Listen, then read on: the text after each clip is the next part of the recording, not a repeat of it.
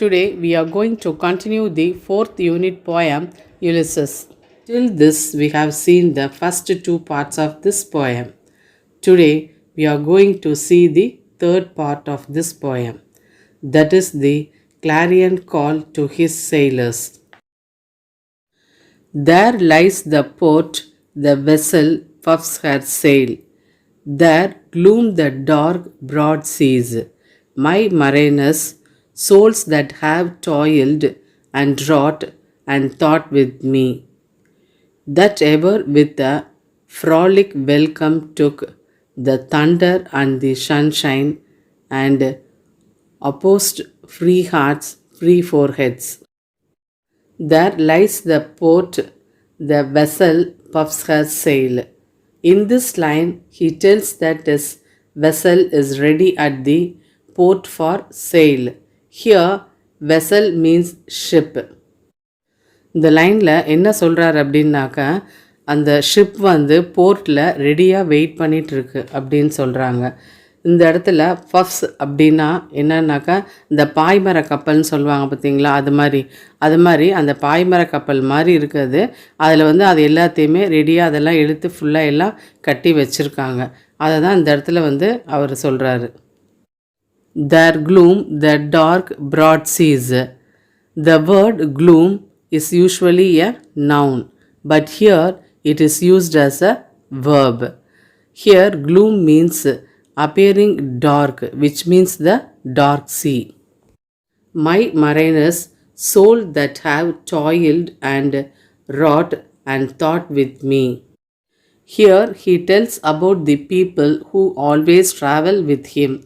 Here he talks about his mariners. Toil means to work for a long time at something, and wrought is the past tense of work. He says that those mariners have suffered with him and they got the thoughts as Ulysses. Gloom அப்படின்னா பொதுவாக வந்துட்டு நவுனாக தான் use பண்ணுவாங்க, but ஆனால் இங்கே வந்து வேர்பாக use பண்ணியிருக்காங்க. அதாவது அந்த சி வந்து எப்படி இருக்குன்னா ரொம்ப ப்ராடாகவும் ரொம்ப டார்க்காகவும் இருக்குது. அதை தான் அந்த இடத்துல அவங்க வந்து சொல்கிறாங்க. இங்கே வந்து அவர் கூடவே வர்ற அந்த மரைனர்ஸ் அவங்கள பற்றி இவர் சொல்கிறாரு. அவங்க எப்படி இருக்காங்க அப்படின்னாக்க, இவர் எப்போல்லாம் அவர் கஷ்டப்படுறாரோ அவரோடையே சேர்ந்து அவங்களுமே வந்து சஃபர் ஆகுறாங்க. அதே மாதிரி அவங்களுடைய மைண்டு, அதாவது அந்த தாட் ஃபுல்லுமே வந்து யுலிசஸோடைய தாட்டோடே வந்து ஒத்துப்போச்சு. That ever with a frolic welcome took the thunder and the sunshine, and opposed free hearts, free foreheads. Thunder and sunshine is used to mean the good time and the bad times. He says that the mariners are always with him on the good times and also on the bad times. அதாவது அது good டைமாக இருந்தாலும் சரி, bad டைமாக இருந்தாலும் சரி, அவங்க எப்போதுமே வந்து அந்த சைலர்ஸ் வந்து அவர் கூடவே இருப்பாங்களாம். அது மட்டும் இல்லாமல் அவங்க எப்படி வந்து வெல்கம் பண்ணுறாங்க அப்படின்னு சொன்னாக்க, அவங்க ரொம்ப ஒரு என்ன சொல்கிறது, சிரித்த முகத்தோட ஒரு சந்தோஷமாக தான் வெல்கம் பண்ணுறாங்களாம் எதுவாக இருந்தாலும் சரி.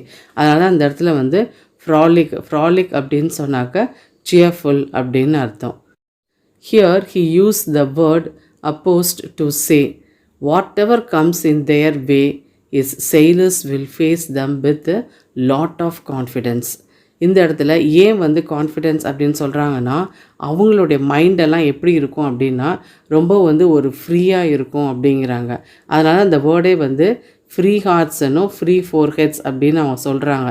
என்னென்னா எந்த ஒரு கன்ஃபியூஷனுமே இருக்காது, எந்த குழப்பமும் இல்லாமல் தெளிவாக இருக்கிறதுனால தான் அவங்க அந்த அளவுக்கு ஒரு கான்ஃபிடென்ட்டோட அவங்களால இருக்க முடியுது. You and I are old. Old age hath yet his honor and his toil. Death closes all, but something ere the end. Some work of noble note may yet be done. Till this line, we don't know with whom he is speaking, but here he says, you and I are old. It means he is talking with an old man. இங்கே அவர் என்ன சொல்கிறாருன்னாக்கா, வயசாயிடுச்சு அப்படின்னாக்க நம்மளால் வந்து எதையுமே செய்ய முடியாது அப்படின்ட்டெல்லாம் கிடையாது. ஸோ வயசாயிடுச்சுனாக்கா எந்த அளவுக்கு வந்து நம்மளுக்கு ஒரு ஹானர் இருக்கோ அந்த அளவுக்கு நம்மளுக்கு வந்து ரெஸ்பான்சிபிலிட்டிஸும் இருக்குது அப்படிங்கிறத அந்த இடத்துல அவர் சொல்கிறாரு. Here hath means has. Hath அப்படிங்கிறது வந்து old English. Death closes all but something ere the end. Some work of noble note may yet be done. He tells that death will close everything, but something err. Here, err means before. அதாவது என்ன சொல்கிறாங்கன்னா, death அப்படிங்கிறது ஒன்று வந்துச்சு அப்படின்னு சொன்னால் அது வந்து எல்லாத்தையுமே வந்து க்ளோஸ் பண்ணிடும் அப்படிங்கிறார். அதாவது எல்லாத்துக்குமே ஒரு முடிவை வந்து ஏற்படுத்திடும் அப்படிங்கிறாங்க. இந்த இடத்துல எர் அப்படிங்கிறது வந்து ஓல்டு இங்கிலீஷ். அதுக்கு என்ன மீனிங் அப்படின்னாக்கா பிஃபோர் அப்படின்னு அர்த்தம். He tells that there are something left he should do before his death. அதாவது அவருக்கு வந்து சில நோபல் ஒர்க் அதெல்லாம் வந்து இருக்குது.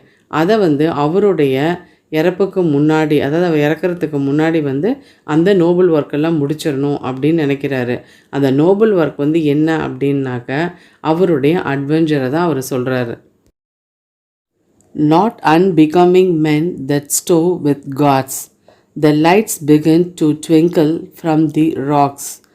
The long day wanes, the slow moon climbs, the deep moans round with many voices.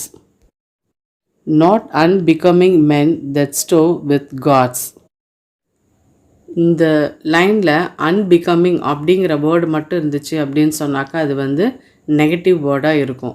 ஆனால் அதுக்கு முன்னாடி நாட் அப்படிங்கிற ஒரு நெகட்டிவ் வேர்டு வந்ததுனால இது ரெண்டு நெகட்டிவுமே சேர்ந்து பாசிட்டிவ் வேர்டாக ஆயிடுச்சு. அன்பிகமிங் அப்படிங்கிற வேர்டோட நாட்டு சேர்ந்ததுனால இந்த இடத்துல வந்து பிகமிங் அப்படிங்கிற மீனிங்கில் தான் வருது. There are some people in this world who want the God. He wants to be a member in it. The lights begin to twinkle from the rocks. The long day wanes. The slow moon climbs. The deep moans round with many voices.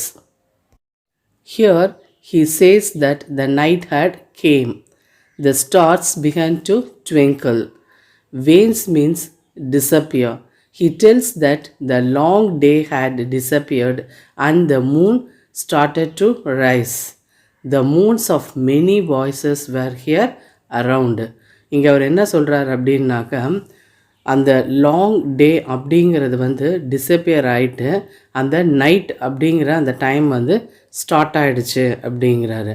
அதுக்கப்புறம் என்ன ஆகுதுன்னா இந்த மோன்ஸ் அப்படின்னு சொன்னாக்கா அந்த புலம்பல்னு சொல்கிறாங்க இல்லையா, அதான். ஸோ அந்த புலம்பல் வந்து கேட்குது. மெனி வாய்ஸஸ் அப்படின்னாக்க அது வந்து பேர்ட்ஸாக இருக்கலாம், அனிமல்ஸாக இருக்கலாம், ஏன் ஈவன் வந்து சில ஹியூமன் பீயிங்ஸ்னுடைய அந்த புலம்பலாக கூட இருக்கலாம். ஸோ இது எல்லாமே வந்து கேட்குது அப்படிங்கிறாரு. Come, my friends, it is not too late to seek a newer world. Push off and sitting well in order, Smith. The surrounding furrows for my purpose holds to sail beyond the sunset and the beds. Come, my friends, it is not too late to seek a new world. In this line, he calls his friends, that means his sailors, and says that it is not very late to find a new world.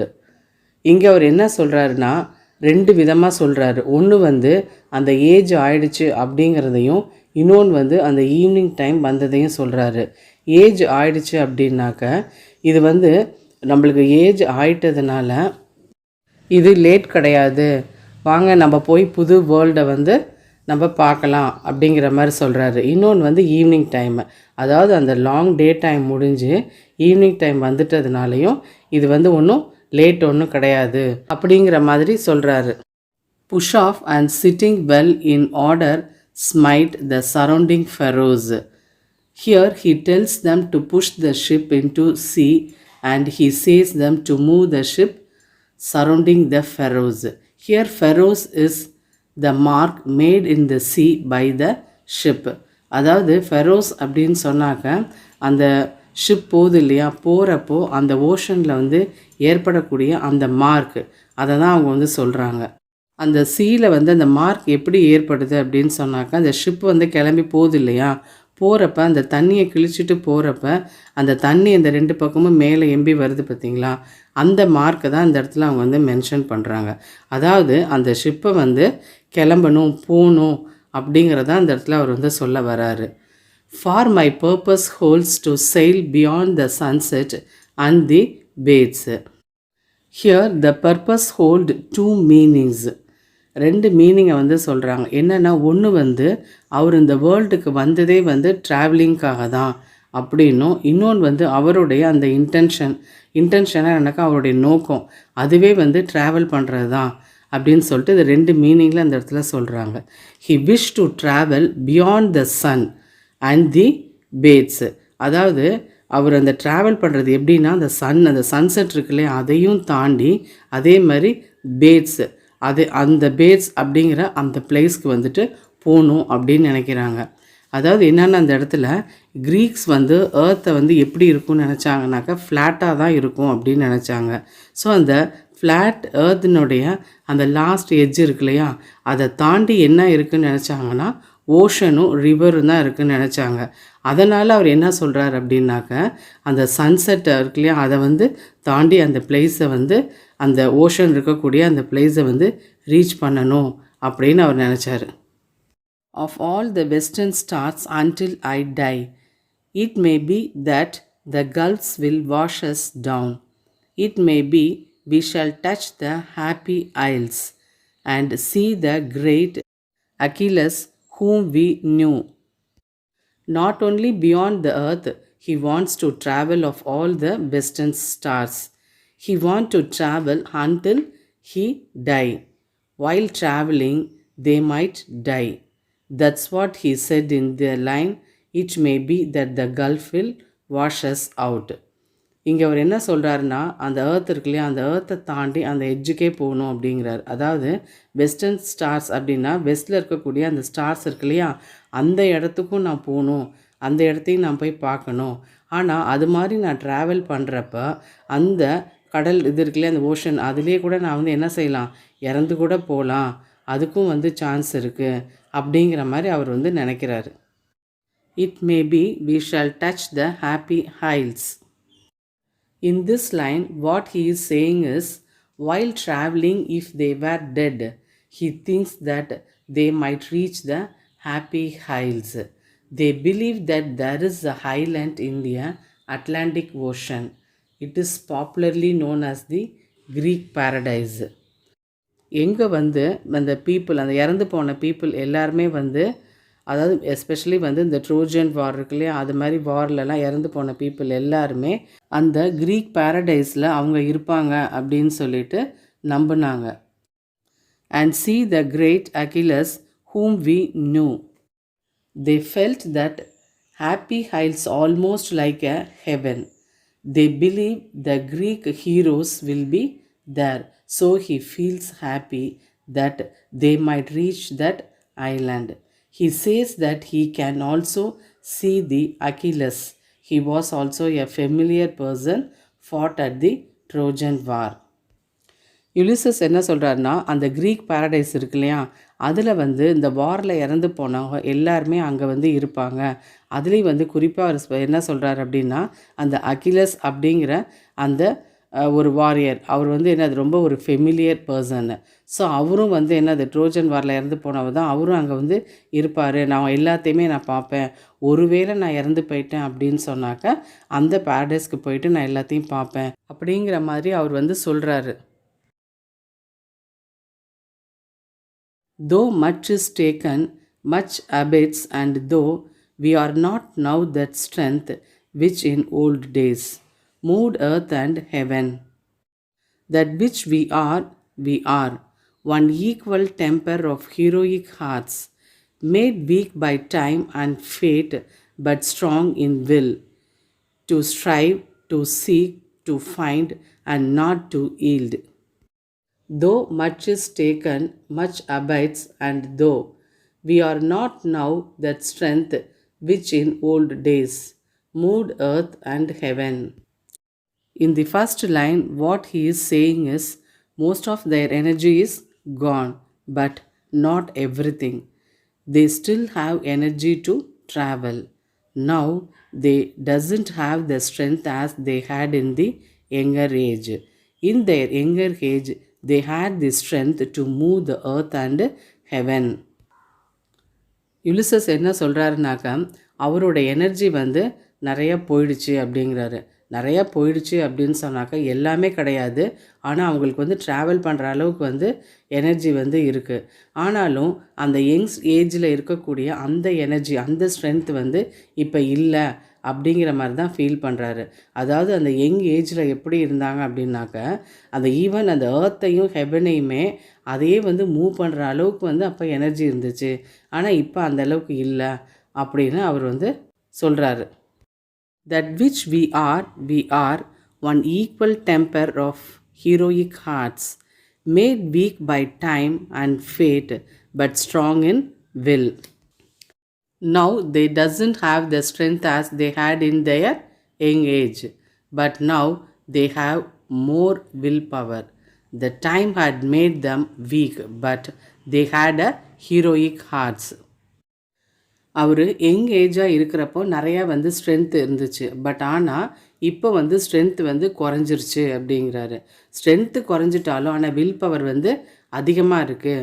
மனசளவில் வந்து அவங்க எப்படி இருக்காங்க அப்படின்னாக்க நல்ல ஒரு heroic ஆர்ட்டோடு தான் இருக்காங்க அப்படிங்கிறாங்க. இந்த இடத்துல டைம் அப்படிங்கிறதும் அந்த ஃபேட்டுங்கிறது எதை சொல்கிறாங்க அப்படின்னாக்க அந்த டைம்ங்கிறது வந்து என்னென்னா அவங்களுடைய அந்த ஓல்டு ஏஜை தான் இந்த இடத்துல சொல்கிறாங்க.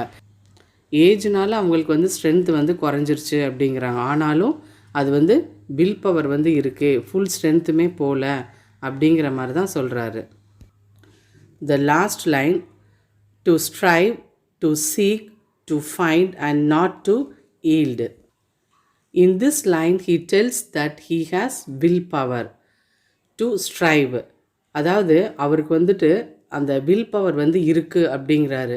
எதுக்கு? To strive. டு ஸ்ட்ரைவ்னா என்னன்னாக்கா make great effort to achieve. அதாவது ஒரு இதை அச்சீவ் பண்ணுறதுக்கான அந்த கிரேட் எஃபர்ட்டு, அதாவது போராடுறதுக்கு தேவையான வில் பவர் இருக்குது அப்படிங்கிறாரு. Next to seek. டு சீக்னா என்ன அர்த்தம் அப்படின்னாக்கா டு ஃபைண்டு, அதாவது லுக் ஃபார் அப்படின்னு அர்த்தம். அதாவது அதை வந்து தேடுறது. நெக்ஸ்ட்டு டு ஃபைண்ட் அப்படின்னாக்கா டிஸ்கவர், கண்டுபிடிக்கிறதுக்கு. ஸோ இது எல்லாத்துக்குமே தேவையான வில் பவர் எங்ககிட்ட இருக்குது அப்படிங்கிற மாதிரி சொல்கிறாரு. அடுத்து லாஸ்ட்டில் பாருங்கள், டு ஈல்டு. இந்த இடத்துல டு ஈல்டு அப்படின்னா என்னன்னாக்கா இப்போ இந்த ஈல்டு அப்படின்னு நம்ம எதை சொல்லுவோம்?